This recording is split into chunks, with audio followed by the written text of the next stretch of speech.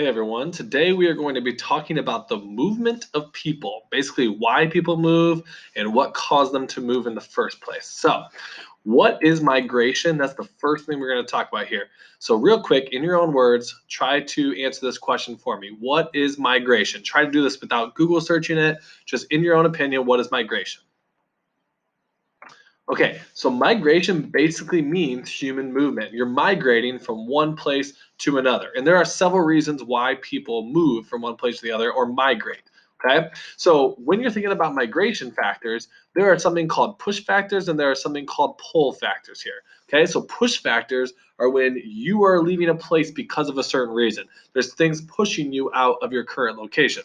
And if there's pull factors, there are things about a new location that pull you in. There are reasons that you want to move to a new location. Okay, so push takes you out of a place because of a certain reason. Pull brings you into a new place because of a certain reason.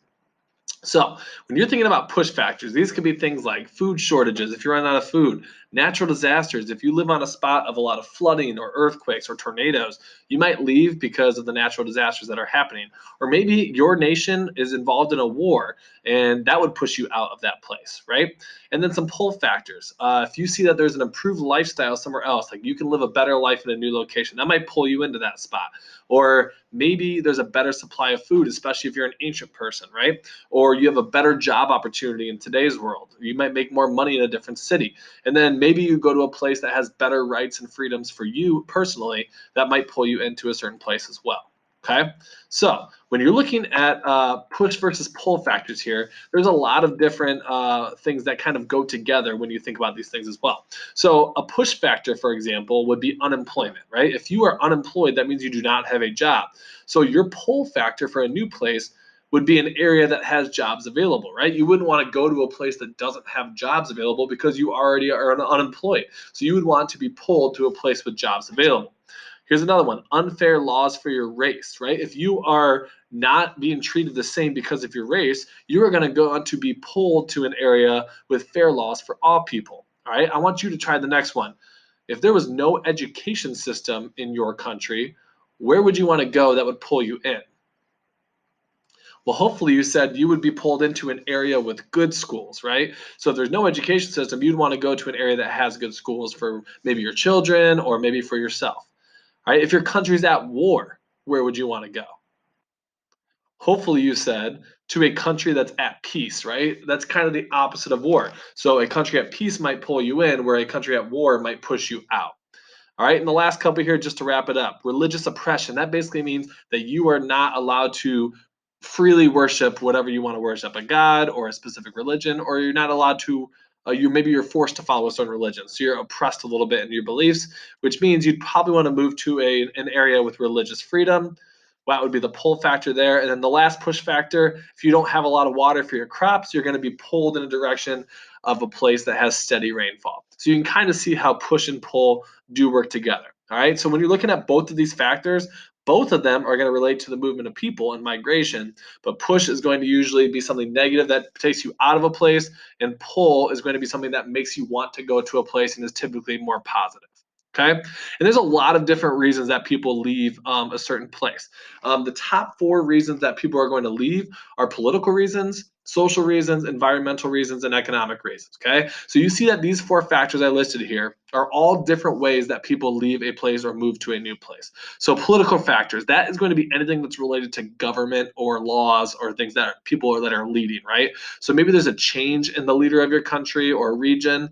Maybe you don't have many rights as a citizen. Maybe you're in a war. Those would all be political factors that would cause you to move.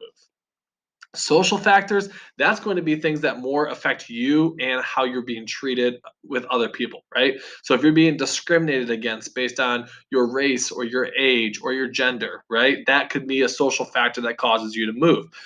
If you're treated unfairly, if you want to have a certain religion, but you are not allowed to do that, those are all social factors that might cause you to move. All right, sorry, I spelled desire wrong here too, by the way. All right, environmental factors can cause you to move. If you have a bad climate where it's just really hot or really cold and you want to move out of that, or maybe there's a disease that happens because of where you live, or crop failure. You're not be if you're a farmer and your land isn't good anymore, and there's natural disasters. These are all things that are happening in the environment outdoors that could cause you to leave a place or go to a place. And then lastly, economic factors. If there is not a whole lot of resources left, or trading changes, which makes different resources available different places, or maybe there's new jobs available somewhere else, or there's not enough jobs available where you're at. Those would be all economic factors that would deal with money that could cause you to go move to a new place, right? So political, social, environmental, and economic. So let's practice these a little bit. So, starting with our first little situation here, there is a war going on, and I feel unsafe. So, if this little boy here is thinking that there's a war going on and they feel unsafe, is that a political reason why they want to move, an environmental reason they want to move, economic reason, or social reason? There's a war going on and I feel unsafe. All right, for that one, you would say a political reason because that is dealing with something that's happening in your government and in your country. That a war is going to be a political reason that you'd want to move. Next one. This girl says that there's many earthquakes that happen where I live. All right, she wants to leave. That's a push factor. She wants to leave because there's too many earthquakes. For this one, you should have said environmental factor because with earthquakes, those are a natural disaster. Those are things that are happening naturally in our earth, so in the environment. So you'd want to leave because of that environmental factor reason.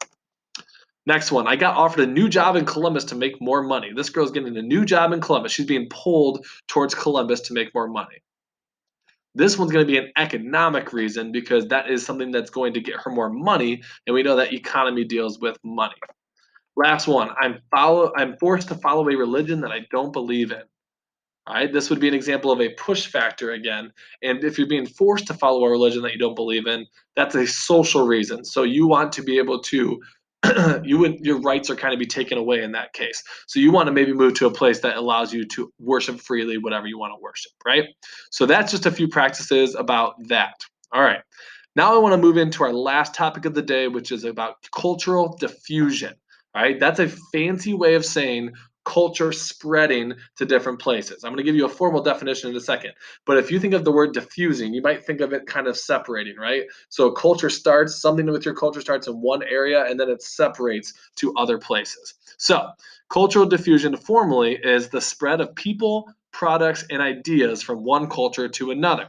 So I'm going to give you some examples here in a second, but that basically means something starts where you're at, or maybe someone starts somewhere, and eventually it spreads out to other places that might also use that product, or they might get an idea from something that's going to spread around. Okay, you might even be able to think about. I know a lot of you are on that TikTok, right? So if you're on TikTok, maybe an idea starts in California, or a certain dance starts in California, and then through TikTok it spreads through social media, and it could get to you and could kind of diffuse among different areas, right? So a couple examples that might be familiar to you, starting with sushi, right? Sushi actually originates in Japan. It's a main dish of Japan. But now you can find sushi in America, and you can even just not even go too far away from here. You go to Kroger, they have sushi. You can go to different restaurants around here that serve sushi because that cultural dish has diffused and spread across different cultures because people have found that they enjoy sushi as well. So now that we have sushi here, we know that cultural diffusion happened. Deep dish pizza, right? Ooh, that looks good. Look at all that cheese. So deep dish pizza started in Chicago, which is in Illinois, and now it has spread. Actually, there's a really good pizza place in Toledo, which is pretty close to here, that serves deep dish pizza. It's called Pizza Papas. Maybe some of you have been there before, but they serve deep dish pizza now because that now culture of deep dish pizza has spread. It's not just in Chicago anymore. It is now spread across America and probably even different other parts of the world because of the origin of the culture of deep dish pizza in Chicago. Cinco de Mayo, that's an example of a celebration that has spread. So Cinco de Mayo is celebrating Mexico's defeat of the French in a certain war, but now we even celebrate that holiday in America. It's actually more popular in America to celebrate Cinco de Mayo than it is in Mexico anymore. That's because culture has diffused and spread out from one place to another. McDonald's. Think about how many McDonald's there are around the world. Well, that started in, I think, California in America, and now look how many McDonald's there are around the world. So you think about it, countries with McDonald's are in the red, countries without McDonald's are in the blue. So more parts of the world have McDonald's than don't at this point. So it started way over here, and now culture has spread out. And even it's kind of cool when you go to these different McDonald's that are around the world. They might even have different products and different food that they're selling based on their culture. So even though not everything is going to stay the same across all McDonald's, you can see that the culture of fast food has spread across different parts of the world at this point. So let's talk about how culture spread in the past, right? So they don't have the modern technology that we have now. And we'll talk about that in just a second. But in the past, most of that cultural diffusion happened through trading, right? So maybe one person knew how to make a product, and then eventually through trading, that product would get to new places. There was something called the Silk Road that started in China and spread all the way to Europe.